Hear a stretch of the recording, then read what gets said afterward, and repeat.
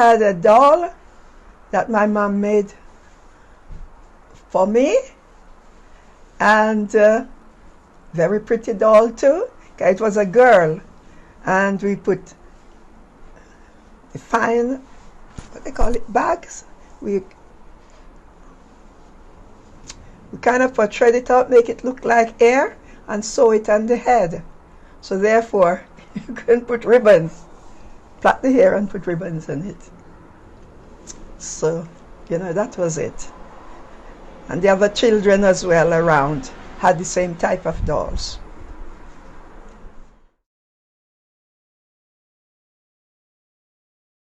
Jamaica. Oh, when I was in Jamaica growing up, we have to make our own things to play with. Like we make the juice box empty. We put stuffing in there like paper, and we use it and make dandy shandy and things like that. Dolls, we would make dolls with cut material and sew them up like the natural doll and stuff them with cotton or sponge. And the boys, they would make trucks, all sort. We make it for ourselves. Yeah.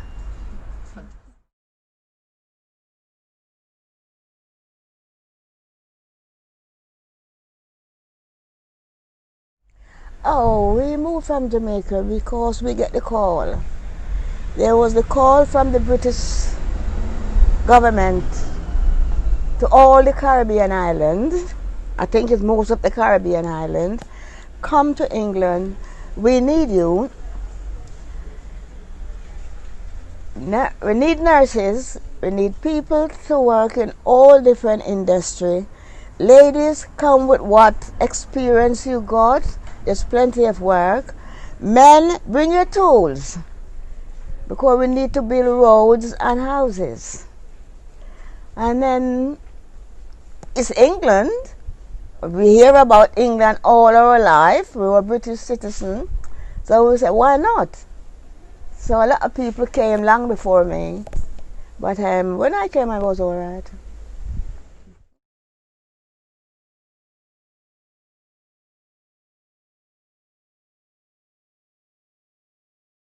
Like, the NHS was good. That working as a young woman, in the hospital, it was different. We have the matrons, and we think the matron, they were really, and they had to watch you every move you make, and you had got to be really stiff and starchy. Your apron got to be stiff and starchy, and you've got to wear black tights, black shoes without noise. You've got to be really, and you had to be really comfortable with the kids and lovely. But then at the same time, we used to giggle a lot. Because when they're coming, we would go, oh, matron is coming, matron is coming, matron is coming. And we had to be on our guard. If not, we'd get told off.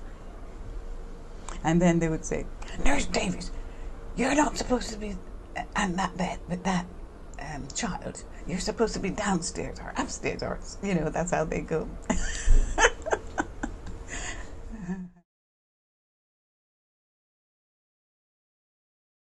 We had to work in the NHS. When I started in the NHS in the 60s, 70s, it was very hard for us as a black nurse, because it's like we have to work very hard to approve ourselves, to show that we could do the job, even when we know that we've done the job to the best of our ability. Somebody would come and say, that's not so, that shouldn't do that way or that way. But we really had to work very hard to prove ourselves that we could do the job.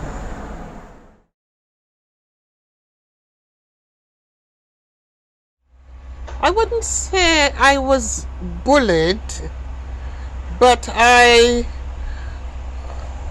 was sort of looked upon as different.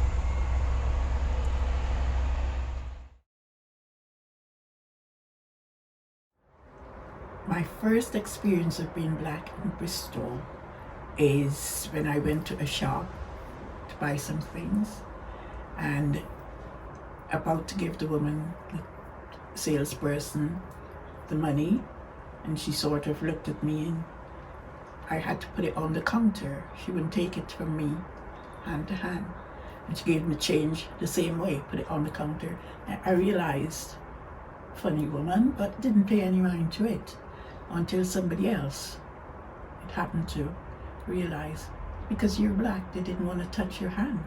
I think it was an awful experience.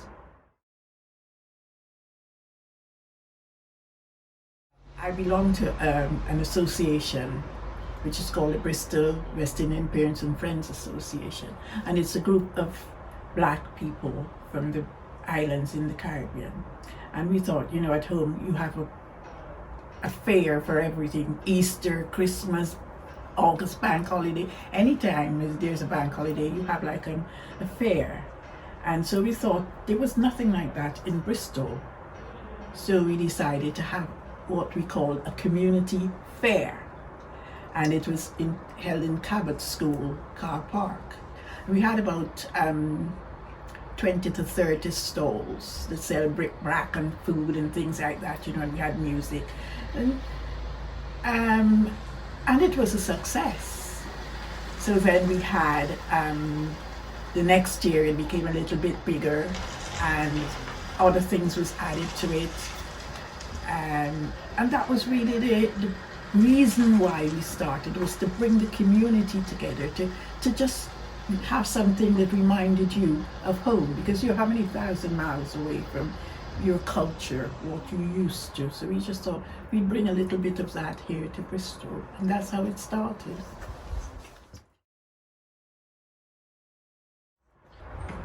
We women were mostly making the teas, and so when they're having their meetings and their strategy meetings, that's how they're going to go about the boycott.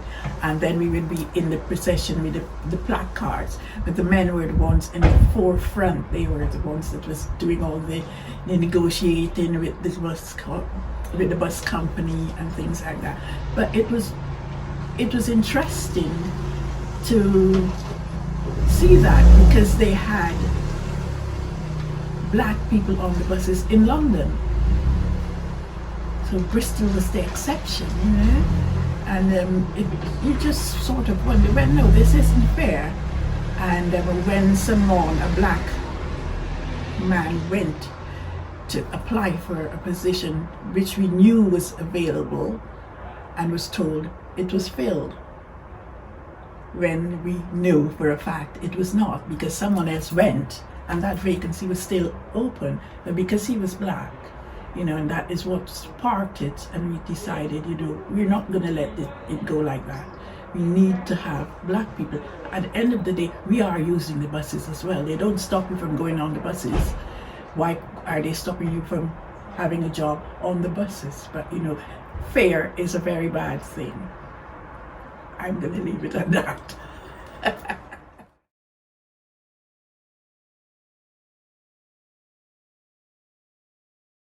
It wasn't scary because it was not a rowdy mob. It was a very peaceful demonstration. Compared to today's demonstrations, you know, we were sort of very, very low bottom of the scale. So, you know, we protested quietly, peacefully, but we got our points across. Because as they say, you know, softly, softly, catchy monkey. So, you know, you don't have to scream and shout. You're not going to get heard. Nobody's going to listen to you. But you have a way of getting around and talking people and making them see your point of view. And therefore, you're in a winning situation.